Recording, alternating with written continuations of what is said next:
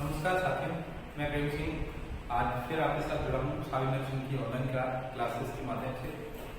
दोस्तों आज अपन पढ़ने जाएंगे MSN जो सब्जेक्ट है सेकेंड ईयर का, उसकी रिगार्डिंग टॉपिक।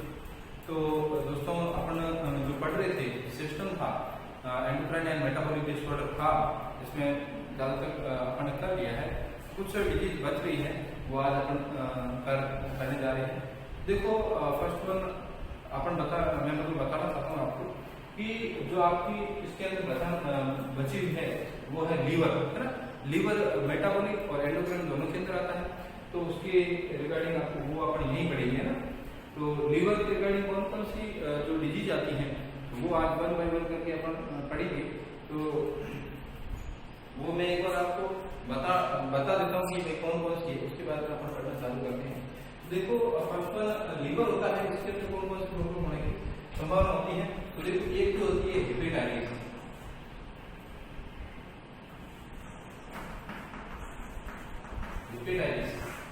ठीक है, हेपेटाइटिस। उसके बाद में सेकंड वन होती है आपकी हेपेटिक फेलियर या लीवर सिरोसिस।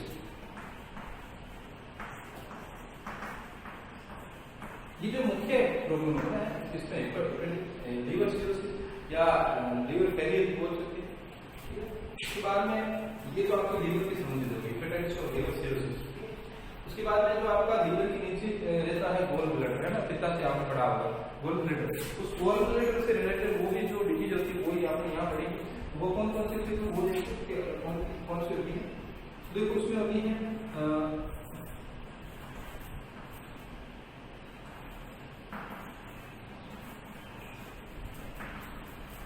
पॉलीलिथियासिस और पॉलीसिस्टाइटिस, है ना। पॉलीलिथियासिस और इसी के अंदर दूसरी होती है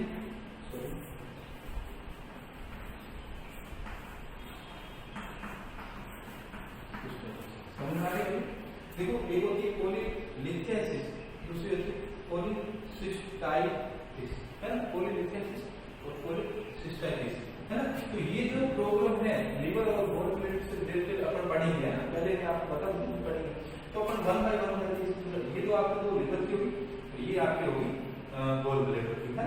तो आज वन बाय वन करके पढ़ते हैं। पहला आज हम डिजीज लेंगे हेपेटाइटिस। क्या लेंगे? हेपेटाइटिस।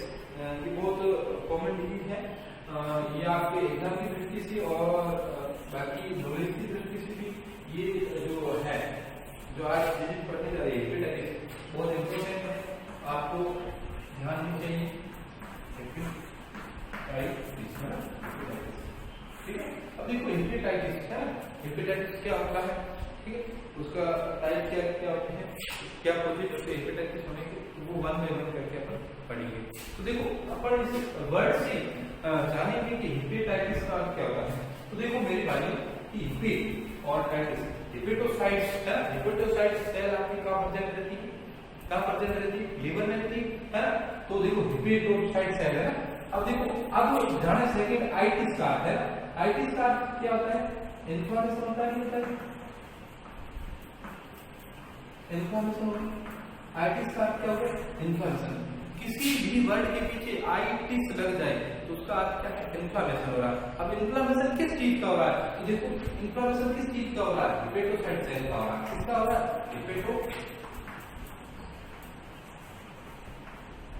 Hepatocyte cell. अब देखो एक कॉमन वर्ड में बोले, देखो इंट्रोडक्शन में अपन इस ओनली फॉर वर्ड को थोड़ा कि हेपेटोसाइट का इन्फ्लेमेशन है ना। अब देखो हेपेटोसाइट सेल कहाँ रहती है मेरे भाई, हेपेटोसाइट सेल रहती है आपकी लीवर में, है ना। कहाँ रहती है, अपने लीवर की एनाटॉमी वीडियो में बताया नहीं पता है कि हेपेटोसाइट सेल से लीवर बड़ा होता है। उसके बाद में पोपुलर सेल भी होती है लीवर में। तो हेपेटोसाइट सेल कहाँ होती है, आपकी लीवर में होती है। जो लीवर के लोब बने होते हैं ना, जो लोब बनते हैं लीवर के, वो कौन से सेल से बनते हैं, हेपेटोसाइट सेल से बनते हैं। अब ये तो आपको इंट्रोडक्शन में समझ में आ गया, हेपेटो मतलब हेपेटोसाइट सेल और आइटिस का अर्थ इन्फ्लेमेशन। यदि अब इसकी बात करें, डेफिनेशन की बात करें तो क्या है कि भाई डेफिनेशन इसकी हेपेटाइटिस की डेफिनेशन क्या रहेगी कि इट इज ए ये है मतलब it is a inflammation of liver, hepatocyte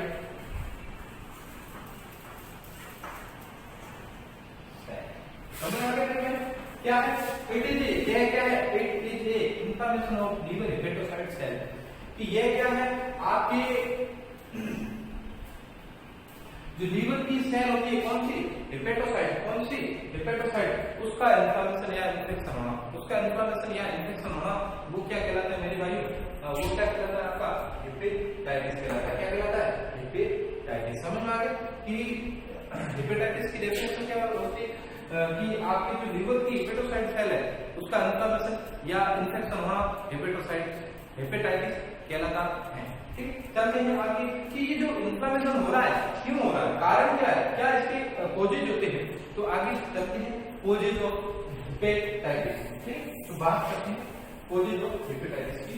तो क्या कोजेज हो सकती है मेरे भाई कि देखो हेपेटाइटिस भाई इन्फ्लेमेशन हो रहा है, इन्फ्लेमेशन किसकी वजह से होता है, मुख्य कैसे जैसे बैक्टीरिया या वायरस की वजह से हो सकता है, नहीं हो सकता है। तो देखो कोजेज क्या होते हैं मुख्य कि वायरल कोजेज है कि वायरल कोजेज, वायरल कोजेज के अंदर मुख्यतः कौन रोल निभाता है, वायरल कोजेज के अंदर मुख्यतः आपके जो होता है ईपीएस एप्टेन बार वायरस है ना, ईपीएस की फुल फॉर्म होती है सॉरी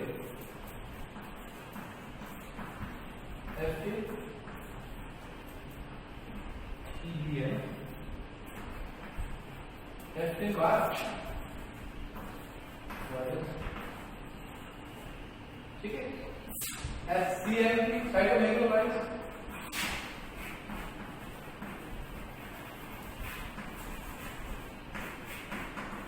साइटोमेगालोवायरस सीएनवी है ना, सीएनवी साइटोमेगालोवायरस। उसके बाद में HPV happy simplex virus,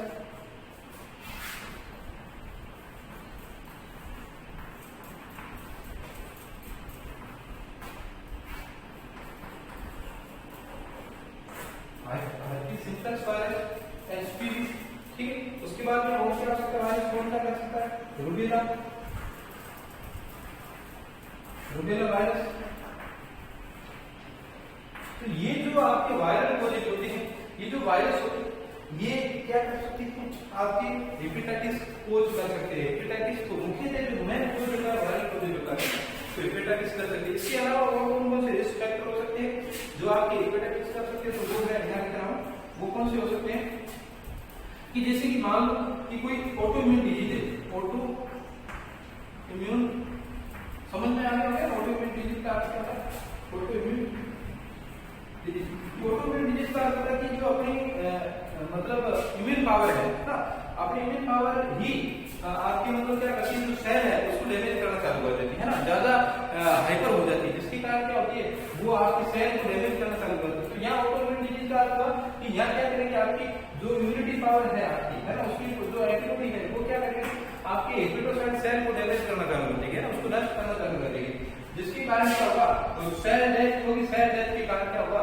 inflammation होगा, तो हेपेटाइटिस को होने की संभावना रहेगी। तो चलिए नेक्स्ट बात करते हैं आगे अपन कि कोई पेशेंट है अल्कोहल ले रहा है ना, अल्कोहल ले रहा है,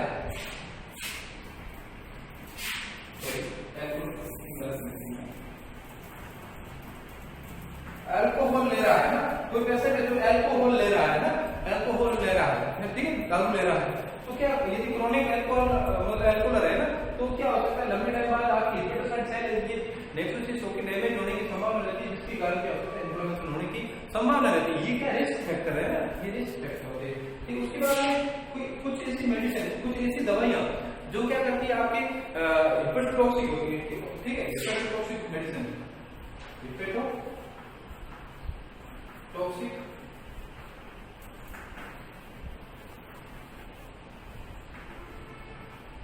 हेपेटोटॉक्सिक मेडिसिन, हेपेटोटॉक्सिक मेडिसिन का मतलब कि ऐसी दवाइयां जो आपके लीवर की सेल को डैमेज करती है, अपन देती तो मतलब किसी इफेक्ट के लिए, लेकिन उसका साइड इफेक्ट क्या रहता है कि आपकी जो लीवर सेल है ना उसको क्या करती है डैमेज करती है, तो उस मेडिसिन को क्या बोलते हैं हेपेटोटॉक्सिक मेडिसिन बोलते हैं। क्या बोलते हैं हेपेटोटॉक्सिक मेडिसिन। अब मेरे भाई हेपेटोटॉक्सिक मेडिसिन कौन कौन सी हो सकती है, उसके अपन एग्जांपल लेते हैं कि कौन कौन सी ऐसी मेडिसिन है जो हेपेटोटॉक्सिक इफेक्ट डालती है कि जो लीवर की सेल है उसको डैमेज करने की मतलब उसके पास पावर रहती है, वो कौन कौन सी रहती है। तो देखो बात करें कि आपकी जो आइसोनियाजाइड रहती है, आइसोनियाजाइड कि आपकी जो मेडिसिन है आइसोनियाजाइड, मतलब आइसोनियाजाइड कौन सी है, आपकी एंटीट्यूबरकुलर मेडिसिन है ना, जो आपकी टीबी के अंदर फर्स्ट लाइन मेडिसिन है ना आइसोनियाजाइड, वो क्या करती है, आपके हेपेटोटॉक्सिक इफेक्ट डालती है। इसी प्रकार आपका पीसीएम आप देते हो नहीं बोलते, इसको बोलते हैं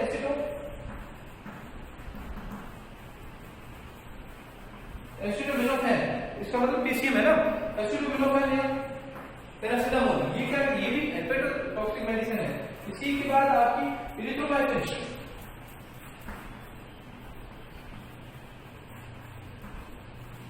इरिथ्रोमाइसिन मेडिसिन, ये भी क्या है, हेपेटोटॉक्सिक मेडिसिन। इसी प्रकार बहुत सारी मेडिसिन होती है मन में, लेकिन अपने एग्जाम्पल में ये लिख ली है, बहुत सारी मेडिसिन होती है जो हेपेटोटॉक्सिक होती है। तो ये क्या होगी आपके हेपेटो क्लोरप्रामाजाइन वगैरह ऐसे बहुत सारे ड्रग्स है जो हेपेटोटॉक्सिक इफेक्ट डालती है, ठीक है। तो ये आपके क्या कर सकते हैं, हेपेटाइटिस कोज कर सकते हैं, मतलब ये रिस्क फैक्टर रहते हैं हेपेटाइटिस करने के अंदर। तो ये मेरे भाई क्या होगा, कोजेज, लेकिन मुख्य जो कोजेज है वो क्या होगा, वायरल कोज होता है ना, कोई भी वायरस का है ना वायरल कोज होता है, ठीक है। तो वो अब अपन वन बाय वन इसकी जो क्लासिफिकेशन में अप्लाई पढ़ेंगे उसमें भी कोजेज आएंगे, तो वो अपन बात करते हैं। चले यहाँ तक समझ में आगे, चलते हैं आगे हम।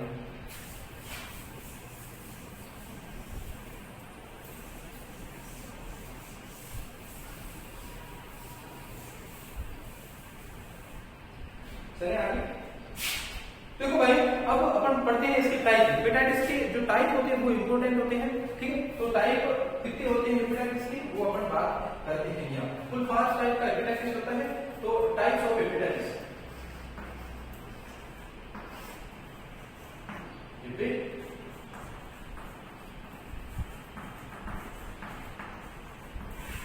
टाइप्स ऑफ हेपेटाइटिस, जो हेपेटाइटिस है इसके टाइप कौन कौन से होते हैं, हेपेटाइटिस के टाइप कौन कौन से होते हैं, तो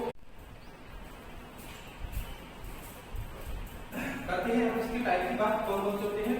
तो देखो इसकी मैं एक सारणी बनाने जा रहा हूँ, जो एक टेबल बनाने जा रहा हूँ। इसी टेबल के माध्यम से, इसी टेबल के माध्यम से मैं आपको पूरी हेपेटाइटिस की टाइप 1 बाय 1 बता दूंगा पूरा, है ना। तो इसकी अब देखो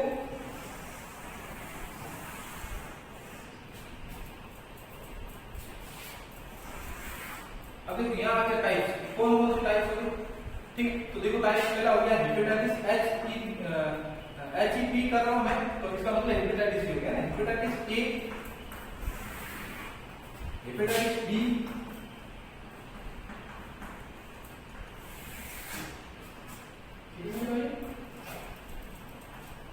यहाँ हो गया हेपेटाइटिस सी,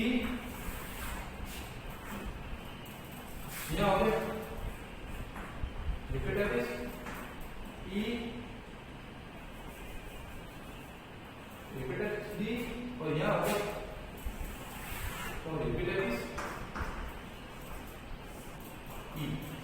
तो ये आपके 5 प्रकार हो गए हेपेटाइटिस के, कितने हो गए 5 प्रकार। अब टाइप, अब उसके बाद में कि इसका जो है कोजेज कौन सा होता है ना, पॉजिटिव एजेंट कोजेज है ना, कारक कौन सा होता है। फिर इसके कारक के बाद अपन पढ़ेंगे कि इसका रूट कौन सा होता है, किस रूट से एंटर करता है, सॉरी रूट कौन सा किस रूट से एंटर करता है, ठीक। उसके बाद में इसका इंक्यूबेशन पीरियड है ना, कि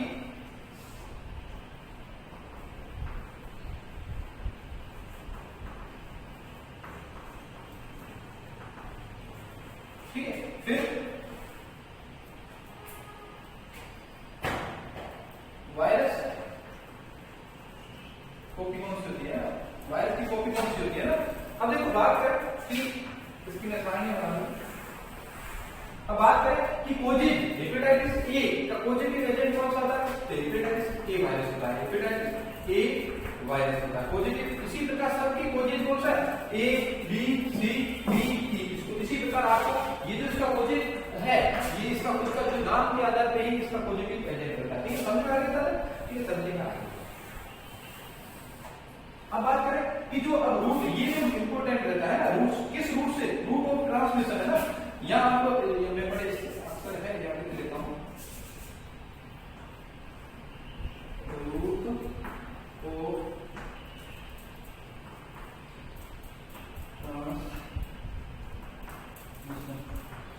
मतलब कि जो आपका ये है वायरस है, मतलब आप अपनी बॉडी में किस रूट से एंटर कर रहा है ना, रूट ऑफ एंट्री या रूट ऑफ ट्रांसमिशन कौन कौन सा होता है।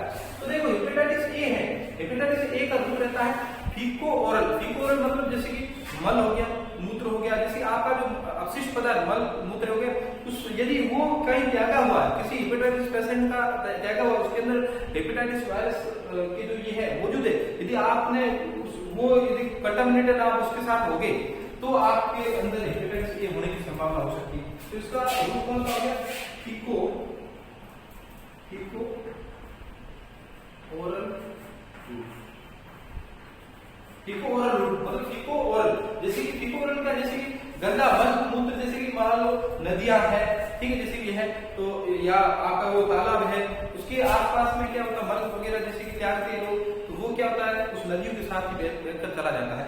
अब यदि कोई ऐसा कोई पेशेंट है जो कंटामिनेटेड था हेपेटाइटिस ए से, अब उसका मल मतलब मान लो पास में कहीं कंटामिनेटेड पानी वगैरह या कुछ भी भोजन के साथ में कंटामिनेटेड हो गया और आपने वो सेवन कर लिया, मतलब फीको क्या मतलब मल मूत्र का, और ओरल मतलब आपने सेवन किया, रूट हो गया है, तो उससे सेवन हो गया तो आपका क्या होता है hepatitis A virus, sorry hepatitis A का इन्फ्लेमेशन होने की संभावना रहती है। अब बात करें आगे कि हेपेटाइटिस बी किसके रूप में होता है।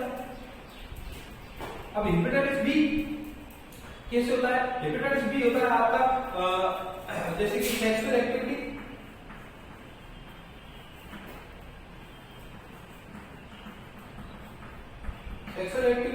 उसके बाद कोई निडल प्रिक है ना, जैसे कंटामिनेटेड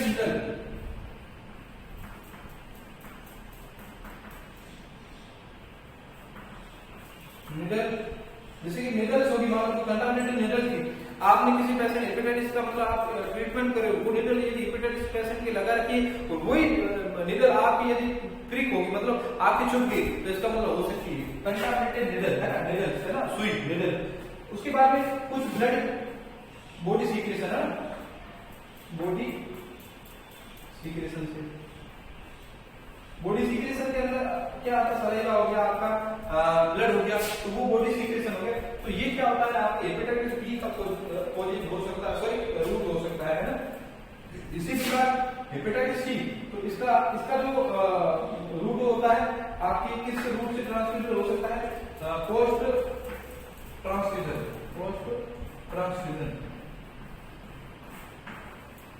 अब जैसे कि पोस्ट ट्रांसफ्यूजन में आता है कि किसी पेशेंट बार-बार कंटामिनेटेड ब्लड ट्रांसफ्यूज कर रही है ना, ब्लड चढ़ा रही है पेशेंट को, वो कंटामिनेटेड है हेपेटाइटिस सी से, है ना, वो कोज क्या कर सकता है हेपेटाइटिस सी, है ना, तो पोस्ट ट्रांसफ्यूजन हेपेटाइटिस बी जिसको बोलते हैं। इसका दूसरा नाम क्या है? पोस्ट ट्रांसफ्यूजन हेपेटाइटिस, है ना, वो पोस्ट ट्रांसफ्यूजन हेपेटाइटिस कौन सा होता है? हेपेटाइटिस सी होता है। इसी प्रकार तीसरा क्या होता है, जो पहला कोज होता है ना, सॉरी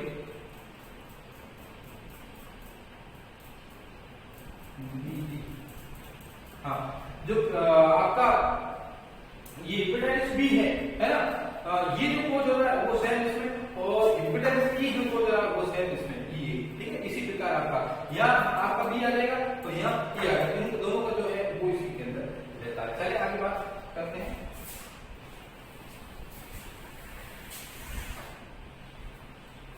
इंक्यूबेशन पीरियड क्या रहता है? इसका रहता है 15 से लेकर 40 दिन तक रहता है। कितना रहता है? 15 से लेकर 40 दिन तक है ना। और इसका जो हेपेटाइटिस बी का रहता है 40 दिन से लेकर 80 दिन तक रहता है, 80 दिन तक रहता है, 80-85 दिन तक रहता है। और इसका हेपेटाइटिस सी का रहता है 5 से लेकर 7 सप्ताह तक या 6 वीक सप्ताह तक। और अब इसका सेम का सेम रहेगा हेपेटाइटिस डी का, ये बी और इसका ई, ठीक है, ये आपको ठीक है। वायरस की कॉपी मतलब किसका बना होता है? वायरस कौन से आरएनए है या डीएनए? वायरस की कॉपी ये आपका आरएनए रहता है और ये डीएनए रहता है। बस ध्यान ये रखना है हेपेटाइटिस बी डीएनए वायरस होता है और बाकी सब आरएनए थे, बाकी सब आरएनए थे। ये हेपेटाइटिस बी है वो डीएनए रहता है ओनली फॉर, बाकी सब आरएनए वायरस है, आरएनए वायरस है। समझ में आ गया? तो ये आपकी एक पूरी टेबल होगी जिसके अंदर आप समझ पाओगे कि हेपेटाइटिस ए की मतलब कोजेज किससे होता है, रूट किससे होता है, इंक्यूबेशन क्या हो गया, वायरस की कॉपी कौन सी होगी, कि आरएनए वायरस है, डीएनए वायरस है, आरएनए वायरस है, डीएनए वायरस, ये दोनों कॉमन है, डी बी और ई, ठीक है। तो ध्यान रखना ये आपकी हेपेटाइटिस के टाइप हो गए, है ना, हेपेटाइटिस के टाइप हो गए, ठीक है। तो चलते हैं आगे। कि ठीक है, ये इस प्रकार आप टेबल बना के रखिए। ठीक है, आज के लिए इतना बहुत है। नेक्स्ट अपन इसकी पहले वीडियो में भी और इसके जो है टेक्निकल मैनेजमेंट, इसकी जो स्टेज है वो अपन पढ़ेंगे। तो चलते हैं, ठीक है ना। Thank you.